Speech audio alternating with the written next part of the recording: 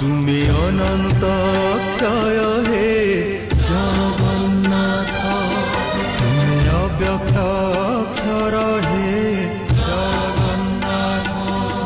নিজ ইচ্ছারু সৃজিল এ জগত, আদি নাহি যে তুমার নাহি অন্ত। তুমি পবিত্র ওঙ্কার চির সত্য।